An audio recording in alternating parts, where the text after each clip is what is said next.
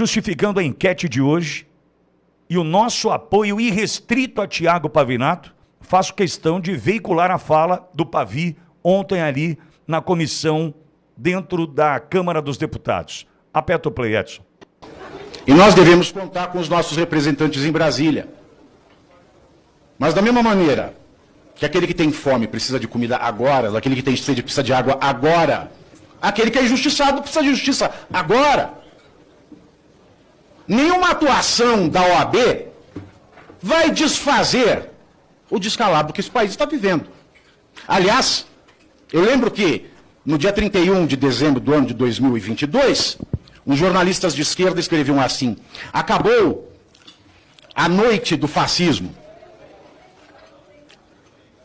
Ao que me parece, nós vivemos um regime fascista desde o dia 1º de janeiro deste ano, que foi endurecido após o 8 de janeiro.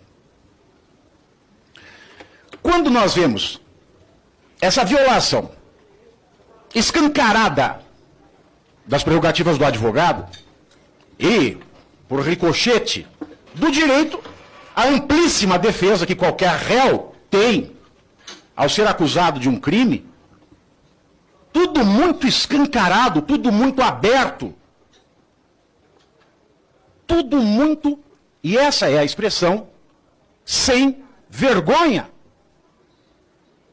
Nós estamos vivendo um momento em que não há decoro. Nós estamos vivendo no momento em que eu,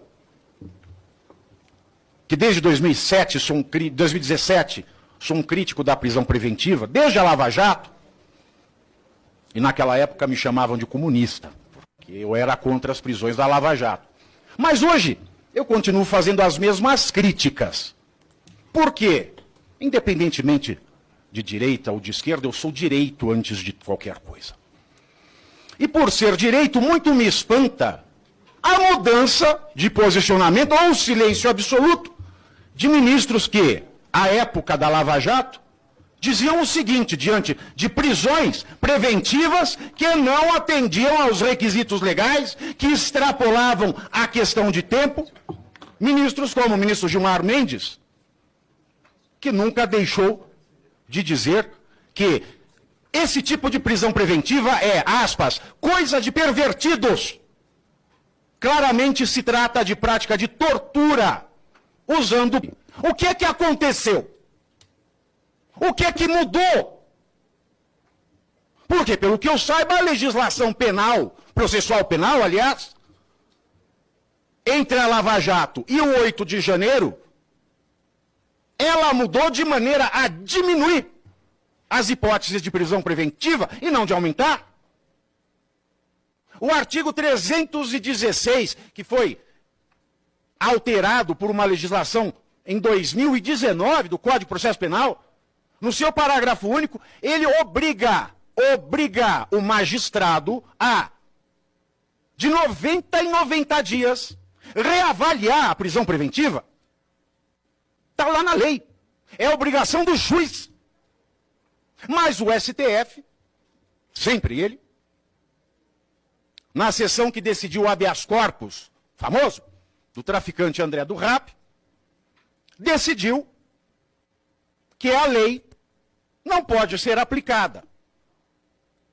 Que, se não revista no prazo máximo de 90 dias, a cada 90 dias, a prisão preventiva não se torna manifestamente ilegal. E o texto da lei diz que, se não revisada, até o prazo de 90 dias, pelo juiz da execução, a prisão preventiva se torna manifestamente ilegal. É o texto da lei. Mas o STF diz que não. Ela não se torna porque o advogado tem que provocar o juiz. Se ele não provocar o juiz, pode passar 90, 100, 200, 300, mas no caso do Clezão, passaram-se mais de 300 dias. 300 dias. Desde o primeiro pedido de liberdade provisória, e eu fiz o cálculo, foram 200. Ou seja, nós estávamos vendo aí uma prisão preventiva triplamente ilegal de acordo com o artigo 316, parágrafo único do Código de Processo Penal. Eu fiz uma contagem E o ministro Alexandre de Moraes, no mínimo, violou 32 dispositivos. 32. Não é um, não é dois, não é três. São 32. Ele viola desde dispositivos da lei de introdução às normas do direito brasileiro, que estabelecem deveres ao magistrado e que devem ser cumpridos, porque ele não está acima da lei. Ele violou o Código de Ética da Magistratura Nacional, a Lei Orgânica da Magistratura Nacional, o Código de Processo Civil, que manda dar prioridade na tramitação de processo em quem está em grave estado de saúde.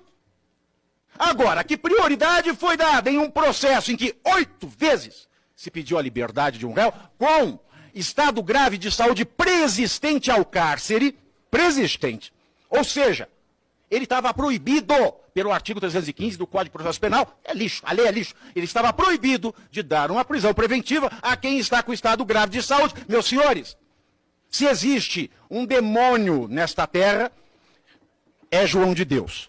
Não, eu não vou falar outra coisa. João de Deus. João de Deus já foi condenado a exatamente 489 anos e 4 meses de reclusão. 489 anos e 4 meses. João de Deus, por estupro e estupro de vulnerável, que é a pedofilia, no jargão popular. O sujeito está condenado a 489 anos e 4 meses e está em prisão domiciliar. E está em prisão domiciliar. Onde é que existe parâmetro na justiça brasileira? O que aconteceu com os ministros que criticavam a preventiva, chamavam, como o Dias Toffoli fez, de pau de arara do século XXI. Essa foi a expressão que ele usou em 2018 para se referir à preventiva ilegal. Pau de arara do século XXI.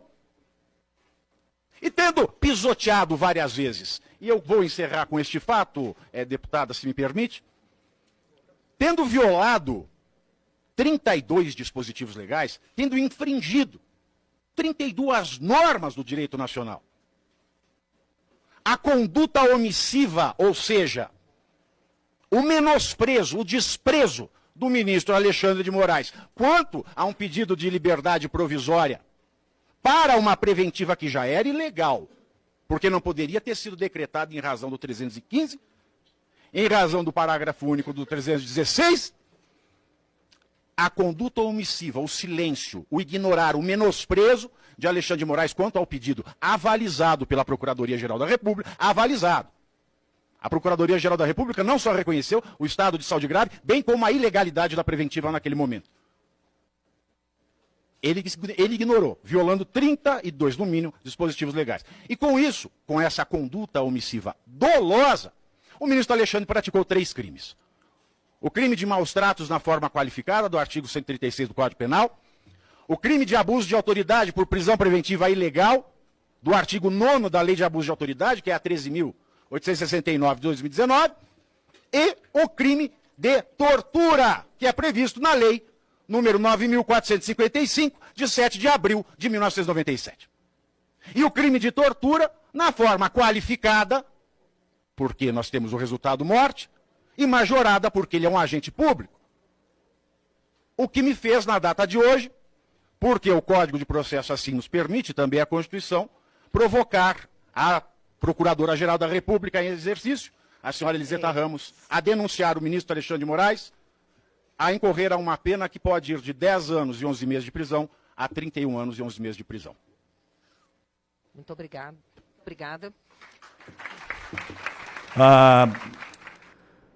Eu só preciso fazer aqui um comentário que é necessário. E aí muita gente vai falar, poxa, mas quem é que não apoia o Pavinato? Quem é que não apoia uma iniciativa como essa? Veja, ninguém está propondo golpe, ninguém está propondo guerra civil, ninguém está propondo nada. O que Pavinato diz é o seguinte, tem erro aí, tem crime comum cometido por um ministro do Supremo. Foi isso que disse Pavinato. E olhando para o código, ele não está chutando, ele não está reinterpretando, ele não está criando leis, ele não está legislando em causa própria. Só que pode parecer estranho eu pedir apoio né, para essa iniciativa corajosa do Tiago Pavinato. E enquanto eu acompanhava ontem os Tremas nos US, eu recebi a informação que ele estava já retornando de Brasília para São Paulo, né? E me dá uma certa tranquilidade saber disso. Significa que saiu ainda livre, né, de Brasília. Por que eu peço apoio ao Tiago Pavinato? Por que eu estou fazendo esse pedido? Porque a direita tem que entender a necessidade de apoiá-lo. É um soldado que não pode se sentir sozinho na trincheira. Ele decidiu se mostrar. Vai tomar tiro. Tem habilidade para se defender. Mas precisa de guarida, precisa de amparo. E nós temos poucos, mas bons comunicadores, jornalistas, portais, sites, canais, enfim, que tratam desse assunto no Brasil. Por quê? Você acha que a Globo vai tratar disso aí que o Pavinato fez? Você acha que a Globo vai tratar do que o Pavinato fez? O UOL vai se bobear, zombar, vai diminuir, vai tentar desqualificar. Nós precisamos nos unir. Sem vaidade, meu. Não tem que ter vaidade. Eu não vou falar do Pavinato aqui no meu canal, porque senão ele rouba inscritos do meu canal. Se você estiver pensando assim, amigo, você está bem atrasado, hein? E provavelmente você não tem esses princípios da direita liberal, né? Dessa direita conservadora e liberal, que entende o seguinte, é só se unindo que a gente vai vencer o que tem pela frente, hein? Se não, amigo, esquece. Então, eu estou pedindo para a população o apoio ao Tiago Pavinato. Ô, João, por gentileza, reforce os caminhos para encontrarmos o Pavi nas redes sociais. Eu preciso reforçar esse convite, porque para ali, numa mensagem direta, num DM, né, você, Pavi, estamos contigo, demonstrar o seu apoio, fortalecer. Isso é combustível na vida de um corajoso. Eu sei o que é isso. Quando um abraço fraternal me chega, de alguém fala parabéns pelo seu trabalho e pela sua coragem, isso é combustível. Não seduz, não, mas é combustível. João, qual é o caminho para a gente fortalecer Tiago Pavinato nesse momento, João? Pitoli, no X, antigo Twitter, o Pavinato está disponível por ali através do @Pavinato, tá? Com 2 T's, ele está por ali, sempre bastante presente. No Facebook também, apenas Pavinato, com 2 T's. No LinkedIn, se você gosta de ir acompanhá-lo pelo LinkedIn, ele também faz bastante postagens por ali, postagens bastante interessantes, inclusive, é Tiago Pavinato, tá? Acho que é a única rede social dele que tem o Tiago antes do Pavinato. Legal. Nas outras redes sociais você encontra ele apenas por Pavinato. Vamos fortalecer esta jornada corajosa do Tiago Pavinato. A gente tem esse compromisso. Edson, o desembargador